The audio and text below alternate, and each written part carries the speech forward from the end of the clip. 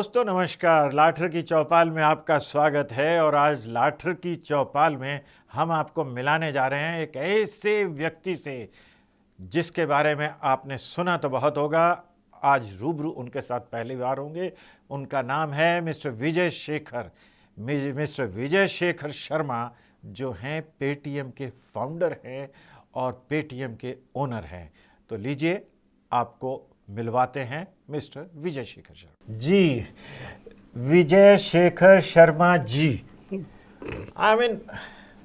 एक नाम जो पेटीएम के साथ ऐसे जुड़ा है और सारी नौजवान पीढ़ी के साथ ऐसे जुड़ा है। मतलब पेटीएम कहें या एटीएम कहें, जब भी पैसा निकालना या खर्चने दुकान में क्या कहें कि छोटे से छोटे मोची के पास, कॉबलर के पास जाते हैं, रेडी पे गोलगप्पे भी खाने जाते हैं तो चाहे वो और 10 पे और फलाना ये सब चीज़ें अलग अलग बनी हुई हैं और पेटीएम कर दो, लेकिन आदमी जो कहता है जी आप पेटीएम कर दीजिएगा।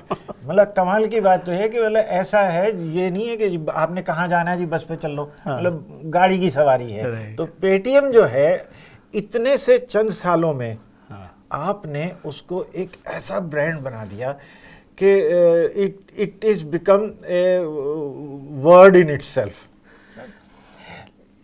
आपको निकले हुए भी थोड़े ही तो अरसा हुआ है डीटीयू से, बिल्कुल है ना। डीटीयू से थोड़ा सा अरसा हुआ निकले और इतने जल्दी वो, मैं कहा करता हूँ कि अंतिम पंक्ति से प्रथम पंक्ति में पहुंचना बड़ा लंबा सफर है और प्रथम पंक्ति के बाद आगे की और बैठना वो एक अलग है।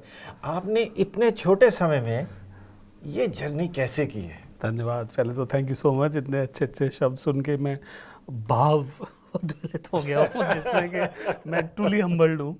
और मैं ये कहना चाहूँगा कि क्योंकि हम डीटीयू में बैठे हैं इस टाइम पे अभी, कि जब आप कॉलेज में होते हो तो आप ज़िंदगी में कुछ ऐसा करना चाहते हो कि कुछ ऐसी चीज़ हो जिस पे आप प्राउड हो सको, जिस पे आप कह सको कि मैंने बनाया या मैंने इसमें पार्टिसिपेट किया या मैं इसके साथ जुड़ा हुआ हूँ। और जब कॉलेज में होते हैं तो सबसे पहली चिंता होती है जॉब की, फिर आप साथ में कभी इम्पैक्ट भी सोचते हो, कभी आप कंट्रीब्यूशन सोसाइटी भी सोचते हो।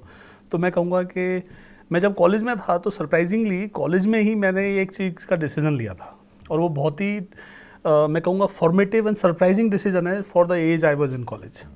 और मैंने कॉलेज में डिसीजन लिया था कि मैं एक जॉब को मेथड टू क्रिएट समझूंगा, यानी कि एक दो जॉब करूंगा लेकिन मैं खुद अपनी एक कंपनी बनाऊंगा। मैं 98 की बात कर रहा हूँ, जिस समय पे स्टार्टअप्स, टेक्नोलॉजी स्टार्टअप्स और कहते हैं कि एंटरप्रेन्योरिज्म एक तरीके से बहुत पीछे था। मतलब फैशन आजकल तो हम कह सकते हैं कि कंटेम्प्रेरी है, लोगों को फर्स्ट चॉइस ऑफ करियर भी नज़र आता है, उस टाइम पे लास्ट चॉइस में भी नहीं आता था। लास्ट में भी नहीं आता। तो बस यही कहूँगा कि उस टाइम पे मैंने एक डिसीजन लिया था कि मैं अपने आप को, जो एक 98 की इमेजिन करिए तो सब लोग ईयर 2000 के कारण यूएस जा रहे थे। नंबर 1 मैं यूएस नहीं जाऊंगा और नंबर 2 मैं इसी देश में रह के यहाँ पे कुछ ऐसा क्रिएट करूंगा कि दूर के लोग ये कहें कि ये क्या चीज़ है, क्या बात है। तो मैं कॉलेज में था और मैं बताना चाहता हूँ कि बहुत शॉकिंग है मेरे को ये सोच पाना कि मैं ये ऐसा क्यों और कैसे सोच रहा था। What was forming inside me that made me think like this, and I genuinely can tell that my father was concerned कि ये बाहर क्यों नहीं जा रहा है लड़का। यहाँ तक की बात आई कि मेरे के बुआ जी के लड़के से बात करने को बोला गया, जो एक एक्सपोर्ट का बिजनेस करते थे, कि इसको से थोड़ा बात करके पता करो क्या है जो हमें समझ में नहीं आ रहा है, why is he not going. और देखिए इंजीनियरिंग कॉलेज और वो भी एक प्रीमियम इंस्टीट्यूट और प्रीमियम ब्रांच से पढ़ने के बाद यूएस का एक वीज़ा लगना ब्लैंक चेक की तरह से माना जाता था फैमिली के लिए उन दिनों में। तो अभी भी कह सकते हैं कि यहाँ पे बहुत अपॉर्चुनिटी है, बट 98 की बात कर रहा हूँ। तो उस समय पे मेरे अंदर जो चाह थी, जैसे कहते हैं कि आप अपने लिए कुछ करना चाहते हो, जो हम यहाँ पे बात कर रहे थे आपसे थोड़ी देर पहले ही, कि मेरे अंदर एक चाह थी कि कुछ ऐसा क्रिएट करा जाए जो कि विश्व स्तर का हो और हमारे देश से क्रिएट हो और जिसको क्रिएशन में मेरा कंट्रीब्यूशन हो। I wanted to build something absolute world class and prove to the world that we Indians are not the third world countries, but when it comes to the computing technology we are the first world. And in that spirit it was an opportunity. भगवान ने एक मौका दिया और जिस time पे जब मौका मिला तो मैं कहूँगा कि सारे जितने वेरिएबल फिट होने होते हैं, रिसोर्स, अपॉर्चुनिटी, तो बाकी फिर मैं भगवान की कृपा मानूंगा कि आज के दिन में एक वर्ब जैसा आपने बताया वो बन गया ब्रांड। वो एक प्लेजेंट सरप्राइज है। उसके बारे में मेरे पास कोई बुक नहीं है कि मैं बोल दूंगा 4 चीज़ों के कारण बना, और मैं तो यही बोलूँगा कि वो पूरी कायनात उसने आपके साथ आपका आ साथ जाती है, वो दिया। वाला लगा मुझे। और अभी तो मैं यही कह सकता हूँ कि it is very humbling and it is very responsible position also. हमने Paytm as a payment company ही नहीं, हम मेरा जो पर्पज़ स्टेटेड और पर्पज़ हमने सेट किया था और है वो है कि हम देश के 50 करोड़ भारतीयों को 500 million Indians needs to be uplifted from where they are and come to the part of the main stream economy. देखिए हमारे देश में आप जैसा जानते ही हैं कि रिच होते रहते हैं, पुअर और गैप बढ़ता रहता है। तो किसी तरीके से ये जो नदी क्रॉस करवानी है उनको, अगर पेटीएम वो ब्रिज बन सके कि मेन स्ट्रीम की इकोनॉमी की ग्रोथ हो, वो उन लोगों के पास आ सके, उसकी शुरुआत उनकी एग्जिस्टेंस की आइडेंटिफिकेशन से हो, जिसकी आइडेंटिफिकेशन उनके, क्योंकि बैंक अकाउंट में तो कुछ होता नहीं है, बट लेकिन जब उनको 1 रुपया, 10 रुपया, 15 रुपया, 100 रुपया पे हो तो वो एक हार्ट बीट की तरह ब्लिप आए, यहाँ कोई है, बल्ब जला, तो उसका फिर ख्याल आता है। ये वो ओपिनियन है। Thank you sir. तो वो एक जेन्युइन इंस्पिरेशन है बिहाइंड, मैं कहूँगा कि जो कुछ हो रहा है वो एक आउटकम है सारी टीम के रिसोर्स का और इन्वेस्टर्स और सभी के सपोर्ट का।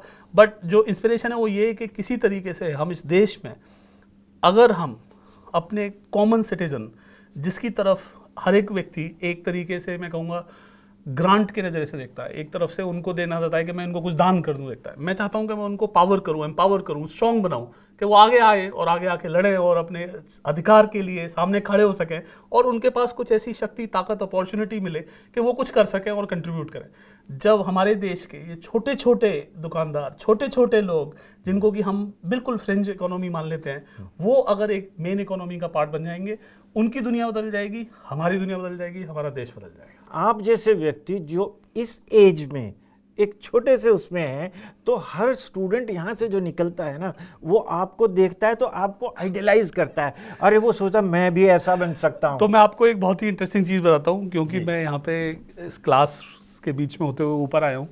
तो जब हम कॉलेज में पढ़ रहे थे, तो ये हमारा कॉलेज का branch 1998 batch, Delhi college of engineering का जो पुराना कैंपस था उसका लास्ट बैच था। तो हमारा लास्ट ईयर यहाँ पे हुआ, तो हम लोग खड़खोदे की बस लेके यहाँ आते थे। तो तब उस टाइम तो पूरा हंगामेदार बहुत कुछ मिक्स एंड मैच, आप समझ सकते हैं। और आपने आप तो मतलब बहुत ही ज्ञानी हैं, तो आप तो समझ रहे हैं क्या क्या होता है।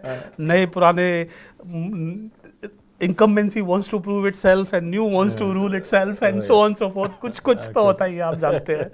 तो उसके अंतर्गत जब मैं आपको एक इंटरेस्टिंग बात बताता हूँ, यहाँ पे एक छोटी छोटी क्लासरूम हुआ करती थी मैं क्योंकि हिंदी भाषी क्षेत्र से हूँ, तो मेरी इंग्लिश की क्लास इंजीनियरिंग कॉलेज में स्टार्ट हुई। So I did not know how to study physics, chemistry, math, forget about engineering complex words in English. तो मैं तो हिंदी भाषी था, तो समांतर पट, संधारित्र, पैरेलल प्लेट, कैपेसिटर, प्रतिरोध, रेजिस्टेंस, मतलब मैं उस कैटेगरी की बात कर रहा हूँ कि जो हिंदी और इंग्लिश के इतने बड़े स्टार गैप में आए। और मैंने ये देखा, बाय द वे मैं बता सकता हूँ कि लैंग्वेज एक बहुत बड़ा बैरियर होता है, because it does not let you be part of somebody else. They people belong because they can speak a common language. Actually surprisingly the most binding factor is language, and I was out class. आप जैसा जानते हैं, इस हमारी university और college में सब best of students आते हैं, विच बेस्ट ऑफ स्टूडेंट आते हैं, तो विच हुम जिनको आप देखोगे तो सब हिंदी और इंग्लिश और जो भी कुछ उनकी नेटिव लैंग्वेज है, वो मोर एंड मोर हम इंग्लिश की तरफ चलते चले जाते हैं, क्योंकि एक तरीके से सेल्फ सिलेक्शन और बायस सा होता जाता है। मैं पहले यहाँ ना पब्लिक स्पीकिंग की क्लासेस लिया करता था, यहाँ भी लेते थे, NSUT में थिएटर क्लासेस लेता था। तो मैं स्टूडेंट्स को एक बात कहता हूँ, वही जो आप कह रहे हैं कि यहाँ जो आता है बेस्ट ऑफ द बेस्ट आता है, और अपनी सोसाइटी में वो अपने आप को प्रूव करता है, सब उसकी बड़ी इज्जत करते, फलां का लड़का DTU में आ गया। तो मैं उनसे कहता हूं कि अब वो तो हो गए ना, अब अपनी आइडेंटिटी कैसे बनाओगे?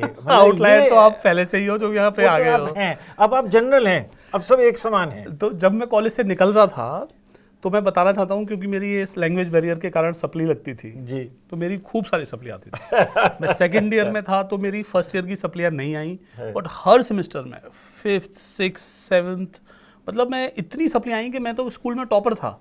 मैं छोटी उम्र में क्लास 12 पढ़ा हुआ हूँ। मैं 14 साल का था जब मैंने क्लास 12 पढ़ ली। मैं 12 साल का था जब मैंने क्लास 10 का बोर्ड एग्जाम दिया, और मैं टॉपर, मतलब कोई व्यक्ति जिसे कह सकते हैं pedestrian called absolute top in the class and district and what not, is now getting supplies, मतलब वो एग्जाम में फेल भी हो रहा है, और भाषा एक बैरियर है। तो जब मैं आपको बताना चाहता हूँ, इस कॉलेज से रिलेटेड बहुत ही इंटरेस्टिंग किस्सा है।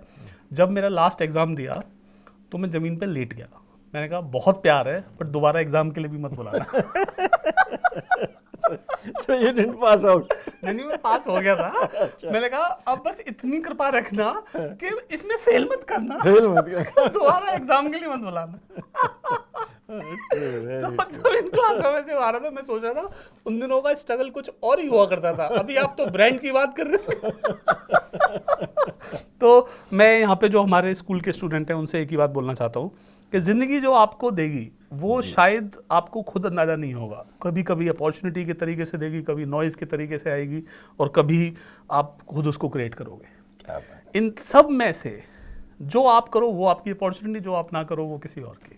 तो दोस्तों, ये हैं विजय शेखर शर्मा जी, एक नई इकोनॉमी के बादशाह, और हमारे सब नौजवान DTU के साथियों के, यंगस्टर्स के एक आइडल और inspiration. Learn from him how you can break the language barriers, or you can break any sort of barriers with your vision, with your creativity, and with your hard work. Thank you, dear. Thank you, Vijay. Thank you so much.